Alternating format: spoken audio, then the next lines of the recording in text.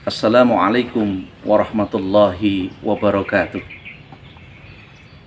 Bismillah, alhamdulillah, assalatu wassalamu ala rasulillah, la haula wa la quwwata illa billah. Anak-anakku yang tercinta, kita saat ini tinggal di suatu rumah. Ada yang terbuat dari kayu, tembok beton, ataupun sesek bambu. Pertanyaannya adalah, apakah rumah kalian itu ada sejak dulu kala, sebelum bapak, ibu kalian, atau kakek nenek kalian ada? Atau rumah itu ada karena dibuat oleh kakek nenek kalian? Atau mungkin ayah ibu kalian yang membangun?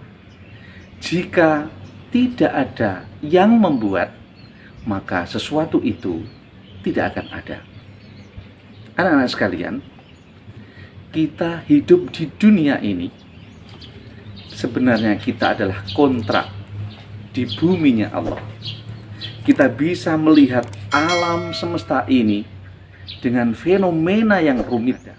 Ada planet, ada matahari, ada bulan, ada satelit. Semuanya berjalan memutar begitu teraturnya. Pertanyaannya adalah, adakah benda-benda langit itu yang membuatnya? Ya, benar. Benda-benda langit itu ada yang membuat. Yang membuat adalah Allah Subhanahu wa ta'ala. Dalam Al-Quran Allah berfirman, A'udzu billahi minasyaitonir rajim. Lahu ma fis samawati wa ma fil ardh wa ma bainahuma wa ma tahtas tsara. Yang artinya, lahu, milik Allah, ma fis samawati, apa saja yang ada di langit, wal ardi, dan apa saja yang ada di bumi, wa ma bainahuma, dan apa saja di antara langit dan bumi, wa ma tahtas tsara, dan di bawah tanah.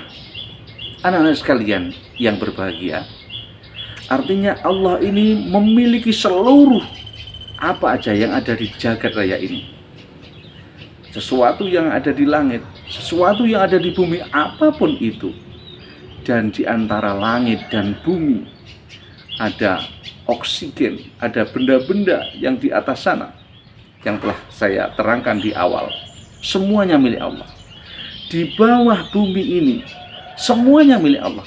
Ada bebatuan, mungkin ada hewan-hewan kecil, ada batu bara dan sebagainya. Semuanya milik Allah, karena Allah lah yang menciptakan. Anak-anakku sekalian yang berbahagia, pertanyaannya adalah, sudah yakinkah kalian bahwa seluruh alam jagat raya ini diciptakan oleh Allah? Kalau kalian sudah percaya sepenuhnya, maka keimanan kalian benar. Benar. Sehingga keimanan itu atau akidah itu bisa mensupport, bisa mendorong kita untuk melakukan amal-amal ibadah yang lain. Tanpa ada keyakinan bahwa Allah itu pencipta langit dan bumi dan menciptakan kita yang akan menilai dan menimbang pada waktunya nanti, maka kita tidak akan mampu bergerak untuk melakukan sebuah ibadah.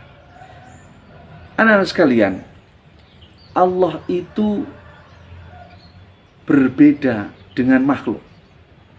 Jadi tidak ada yang benar ketika ada orang yang mengatakan bahwa Allah itu seperti pohon, Allah itu seperti hewan, Allah itu seperti gunung. Semuanya salah. Karena ada mukhalafatuhu lil khawadith, yang artinya Allah itu berbeda dengan makhluk. Dan kita tidak bisa membayangkan seperti apa, tapi Allah itu ada. Anak-anakku sekalian, hanya pada Allah saja yang berhak kita ibadahi, yang berhak kita sembah, yang berhak kita mintai apa saja dengan doa-doa.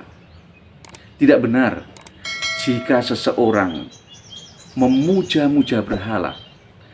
Pada hari-hari tertentu dia takut kepada hari-hari itu. Memuja-muja batu besar sampai batu kecil. Memuja-muja pohon-pohon besar dan sebagainya. Mereka itu adalah sebuah perilaku kesirikan yang akan membawa ke neraka jahanam. Makanya hindari itu dan hanya memohon dan beribadah kepada Allah. Anak-anakku sekalian, rahimakumullah. Al-Quran Al-An'am ayat 74 yang artinya, pantaslah engkau menyembah berhala sebagai Tuhan. Sesungguhnya aku melihat engkau dan kaummu dalam kesesatan yang nyata. Ini Al-Quran. Allah mengingatkan ketika kita menyembah kepada berhala, maka itu sebuah kesesatan yang luar biasa. Setelah tahu dan faham tentang siapa pembuat langit, bumi, alam, jagat raya ini, maka sebagai orang yang beriman akan hanya beribadah kepada Allah, tidak akan meminta kepada selain Allah. Akidah dan keimanan ini, keyakinan ini yang benar, maka akan mendongkrak kita, akan memotivasi kita untuk beribadah dengan baik. Walaupun ibadah itu mungkin dirasakan berat, tapi dengan keyakinan dan akidah yang benar, maka akan bisa dilakukan dengan baik.